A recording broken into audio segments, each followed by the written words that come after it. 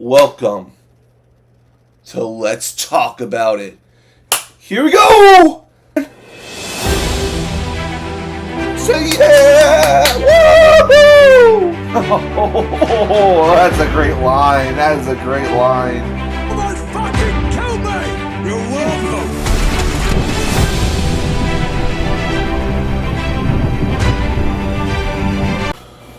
Hey guys, what's up? Welcome back to another episode of Let's Talk About It. I know it's been a while. It's been a week since I've done one of these episodes, but I've been extremely busy with school, extremely busy with another thing, so I haven't been able to get to it. But I want to do this episode really badly because this is an important episode, not just for the world of superhero movies, but for me as well, and a lot of the topics I'm really excited to talk about today. But yeah, let's get into these topics then. And our first one, is I haven't seen a lot of people talking about this, and I'm surprised now because I feel like this is really cool. According to Variety, Stephen Amell is to lead NBC Suits spinoff, Suits LA. Now, Suits, as I'll probably know, gained a lot of traction this year when it was dropped on Netflix and became a whole thing. It became like one of the most watched series of 2023, like really revitalizing Suits. And I believe Suits was already pretty popular. I watched Suits back when I was in high school. I really loved the cast. I remember being like, oh, this is the show Meghan Markle was in, so I'll check it out. It was really cool. Loved all the characters. Loved every single one of the characters. And a lot of questions now have been like, are they going to do a revitalized series or are they going to do a reboot? Well, the producer series, he wants to tell a story in the Suits universe, which is perfectly fine because maybe those actors want to come back or maybe they don't. You can't. I bet Meghan Markle's not going to come back because she's off doing whatever with the royal family or whatever drama's going to be up next with them. But they have just casted Stephen Amell in the leading role, and I'm a huge fan of Stephen Amell. Of course, he did make some comments earlier in the year about the actors' strike that weren't really agreed upon. That kind of wasn't a great thing to see. But for me, I first got introduced to Stephen Amell, like many of you probably, through the show Arrow, and he was fantastic as Oliver Queen, but he kind of played a Bruce Wayne, kind of a Green Arrow, serious Green Arrow, and I thought he was great. He got I think maybe if he ran 8 seasons of Arrow ran, and after that he went off. He did this wrestling show called Heels, which was just canceled after the 3rd season, and now he's coming back to be in Suits. Now the question is, will this be as popular as the original series? We don't know if it's going to be as popular as the original series. I do think that Suits right now is an opportunity for them to kind of come off that high that Netflix was on. Come off, introduce a new cast, get these people excited about these characters. I'm guessing Stephen Amell is going to be playing not exactly a Harvey Specter type character, but he is going to be playing some similar type to what Gabriel Machiot played in the original series, which I can't wait to check out, and of course I'm going to watch. It's got me even more interested in the show because Stephen Amell is in the show. What do you guys think? Do you think Stephen Amell is the right choice to put in a Suits spinoff? And should they be doing a spinoff or a revival series? Please comment down below. Alright guys, let's move into some other topics. More of the topics that might interest you guys, which is the superhero topics. And that first kind of superhero topic is this. According to the comicbook.com, Spider-Man franchise producer Amy Pascal shares huge update on plans for live-action Miles Morales. So there are some thoughts I have on this. Some very thoughts on this. Miles Morales, I think, is a very more mainstream character now. Sorry, guys.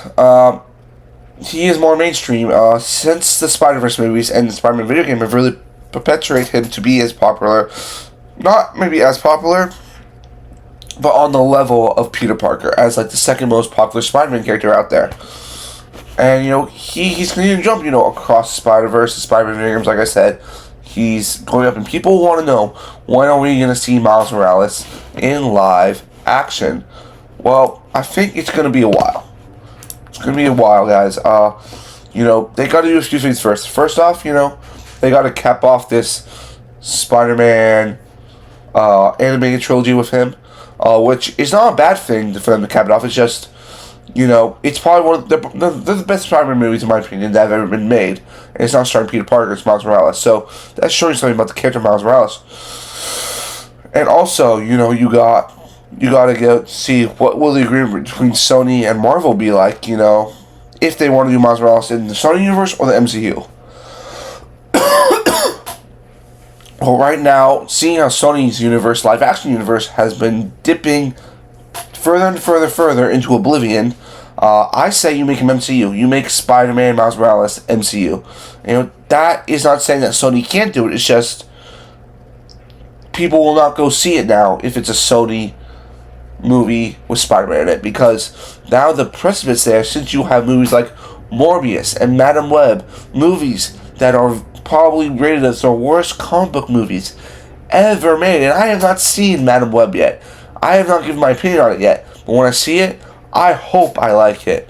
But my expectations are the lowest of lows for it. And, I want to see more Spider-Man movies. Not just Peter Parker, but characters like Miles Morales, Ben Reilly, Kane Parker, Mayday Parker, maybe a story with Spinneret and Peter and the daughter Mayday, a Spider-Man 2099 movie, all different characters you can tell stories of that just aren't be the villains, because I really think people don't give an ass about characters like Morbius or Madam Web. Like, I never heard anyone ask, wow, it'd be really cool if we got a Madam Web movie one day. Yeah, no one's asking for that. No one's asking for a Madam Web movie. The only thing we're asking with the Sony Spider-Man universe is, like, where's Spider-Man? But hopefully, do not expect this for a while. Please tell me your thoughts on this down below in the comments. And tell me, is Sony right for doing a live action for either Sony or MCU? Where should he be? Where should Miles Morales make his first live action appearance? Please comment down below. Alright, let's move on to this next topic here, and that one's this.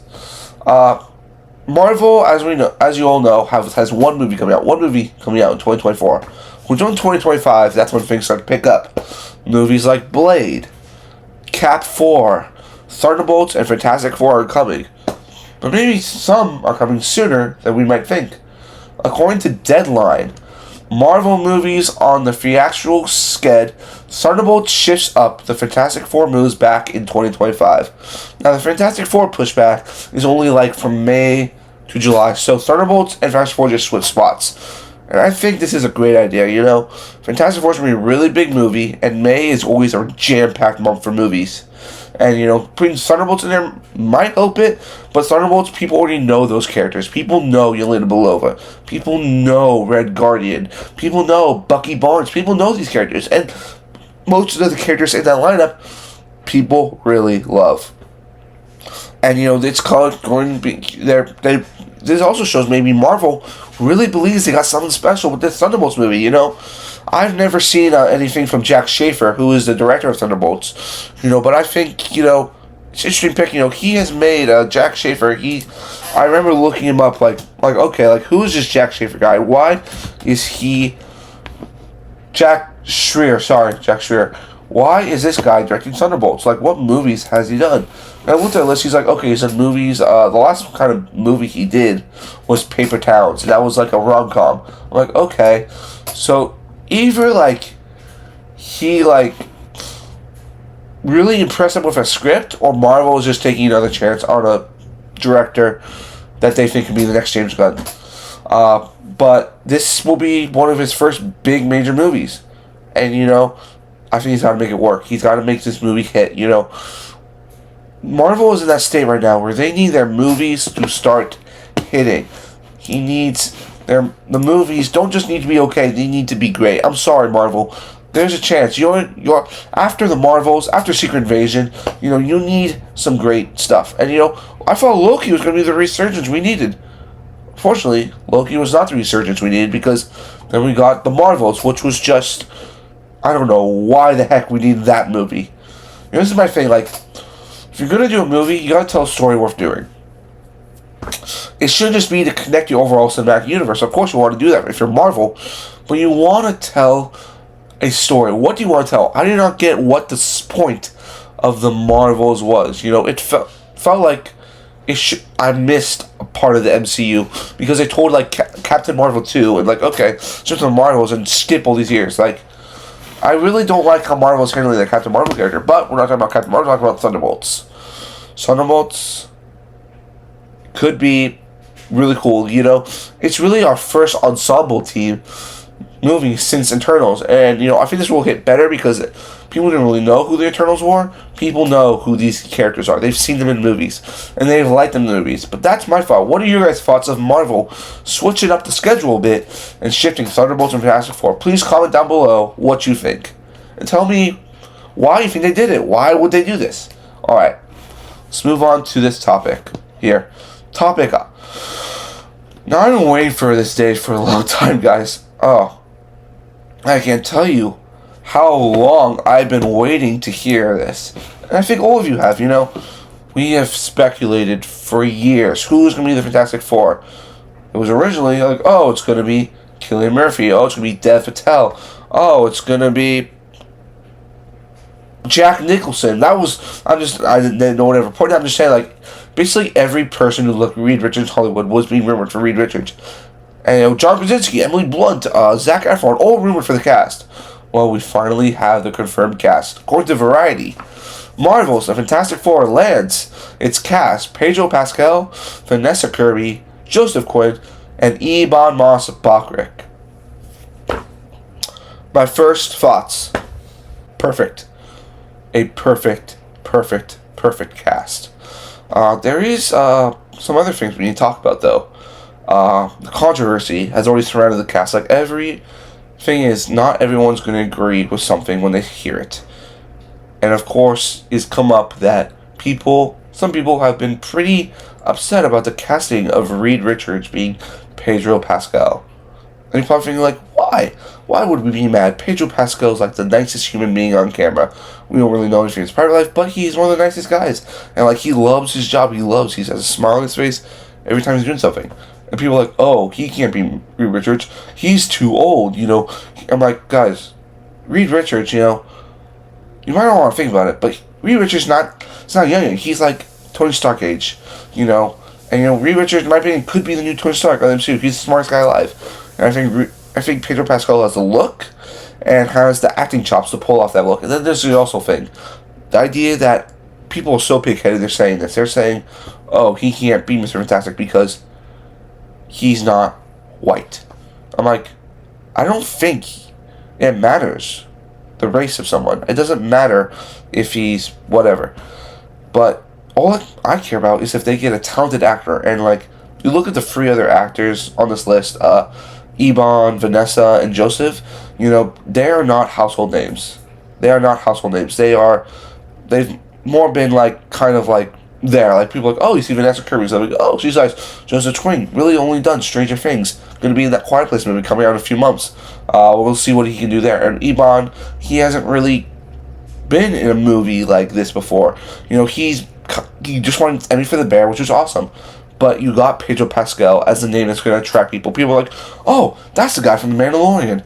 That's the guy from The Last of Us. Oh, I'm going to go see that movie because I love those shows and I love Pedro Pascal. That's why you cast him.